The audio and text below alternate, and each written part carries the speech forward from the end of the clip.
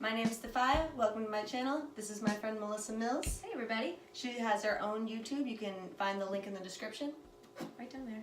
Today we are going to be doing a rainbow acrylic pour. We've mixed out a beautiful rainbow palette and we are going to be starting on different colors but pouring them as if they're a rainbow right into the cup.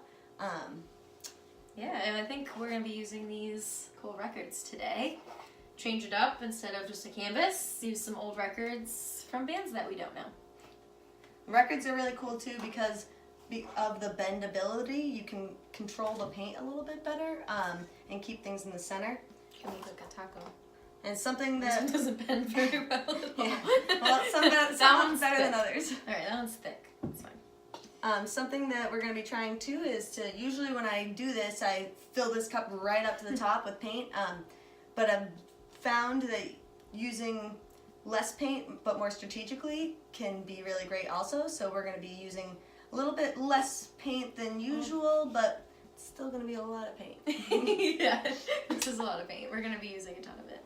So if you want to see us create some madness, just keep on watching. I have no idea how this will come out. Just trying new things, and that's what I do. Yeah.